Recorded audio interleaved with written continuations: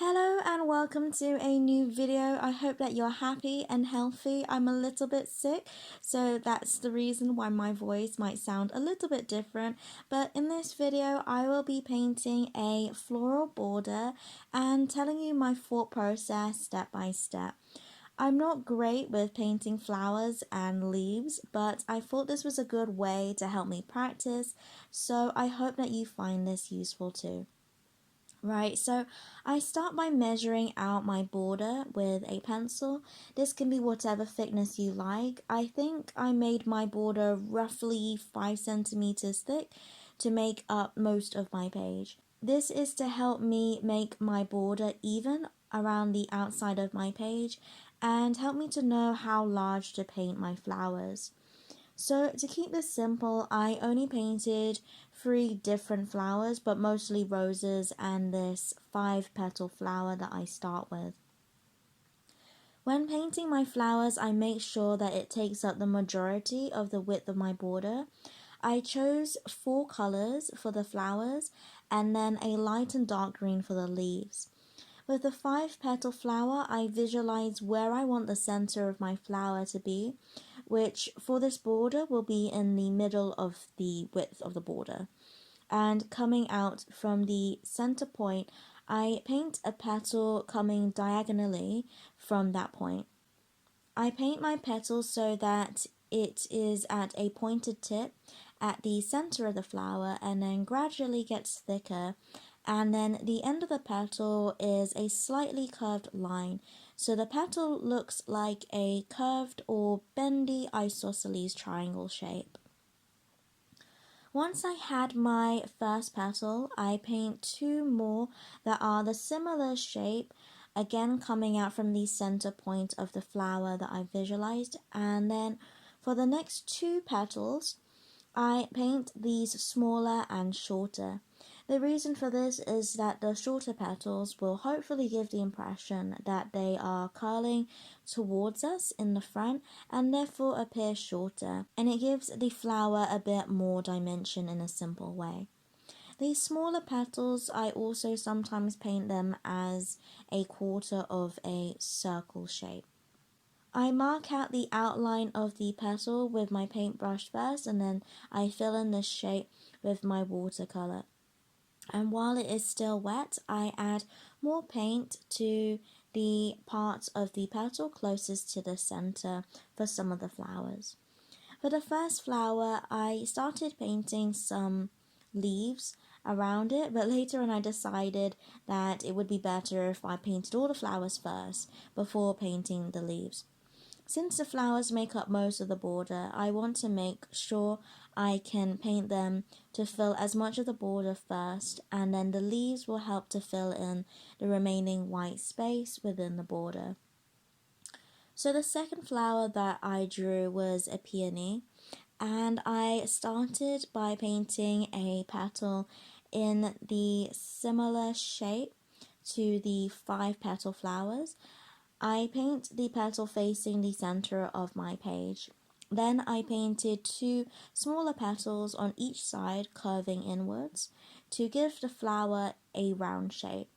Then I painted a few strokes above and underneath these 3 main petals to suggest petals at the bottom and behind the 3 main petals.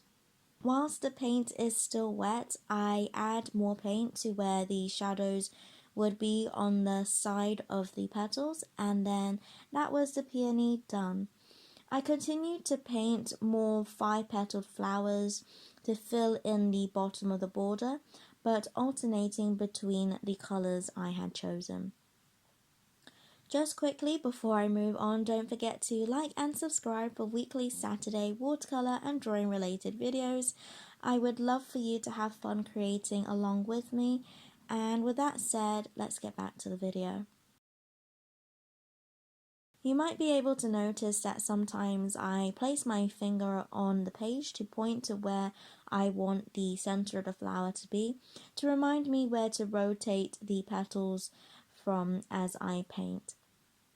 So the third flower that I chose to paint is a rose, because at the time of painting this, I really didn't like the peony and so opted to paint the rest of the pink flowers as roses instead. I always find it difficult to explain how I paint these roses, but I'll try to give you the main gist of it. So again, I visualize where I want the center of the flower to be. And as you'll notice, the center is closer to the border edge closest to the center of the page. This is to give me more room to build up the layers closer to the edge of my page, so it appears the rose is facing towards the center of my page. From the center of the rose, I start with small strokes curving around the center. Then I slowly build them up around the center, and the edge closest to the center of the page, which I want the rose to be facing, will have thinner and shorter strokes, as these petals are curving away from us. Then on the opposite side of the rose, the layers will build up to be thicker and longer strokes, and in between some layers I make sure to leave some white space so that you can see these layers and tell them apart with a highlight. Some petals can come out from the right and left side as well. Whilst the paint is still wet, I add more paint to areas that I want darker, which is usually at the center and bottom of the flower. Roses are quite difficult to paint and takes practice to paint the petals decisively to get that round layered rose look, but I think watching me doing it will hopefully make it sound less complicated than me explaining with words. So since this is a border, I did want the flowers, at least some of them, to be facing towards the center of the page, or outwards as you are looking at each side of the border, and that helps me to position the petals and how large to paint them. So the smaller petals for the 5-petal flower will be along the outside of the page. Then the short petals for the roses are on the inside of the border, closest to the center of my page. So that no matter which side you are looking at the border, the flowers are facing upwards or inwards towards the center. I had 2 or 3 5-petal flowers in between the pink peony or rose, and alternated between the 3 different colors so that the border was more balanced. Once I had painted all my main large flowers, then I painted in the smaller fillers, which were the leaves and small wisteria looking flower clusters. Again, with each flower, I alternated between using the light and dark green, so there wasn't too much of one color in one space. When painting the leaves, I placed them in between the flower petals or in between flowers, and I aimed to fill in the white space left within the border area I drew out with the pencil at the beginning.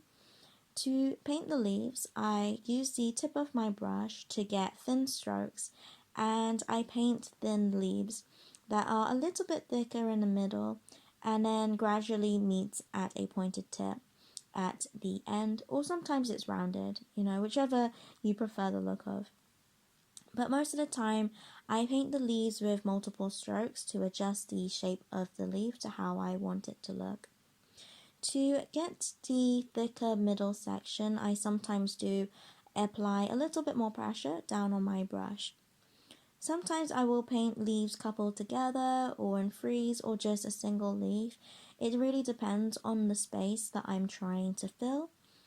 After painting the leaves, I painted these little wisteria looking flowers, which are really easy to paint, and you can paint the stem first as a guide, and then along the stem I make small dabs to paint dots in a shape of a mini Christmas tree coming out from in between the flowers to again fill in space. Another filler was these little branches that I did. So I again paint the stem first, although sometimes I did paint the leaves first, which isn't the best idea, and I suggest that you paint the stem first. And I paint these little leaves alternating on different sides of the stem as it goes down the stem, with one leaf at the very top of the branch. As I went along, I did rub out my pencil guide so that I wasn't painting on top of my pencil lines, as I wouldn't be able to rub it out once I painted over it. And I kept adding these fillers and leaves until I was happy with it, and then I also decided to add lines going along the 5-petal flowers, so simply following the curve of the petal. I would make a line down the middle, a curved line down the middle of the petal, and then I will build up the curved lines from the center so that it's curving outwards from the middle of the petal. And I painted in the center of the flowers too, with a different color to the one that I used to paint the petals. And that is the flower border done. I will probably revisit this at some point to try and improve my flower painting, as I still find it daunting even with these simple flowers, as it's very easy to quote unquote mess up because it's so simple, but I'll get the hang of it one day. Thank you so much for watching. If you like this video, then you can check out my watercolor florals / plants playlist, and don't forget to subscribe. And that's all from me.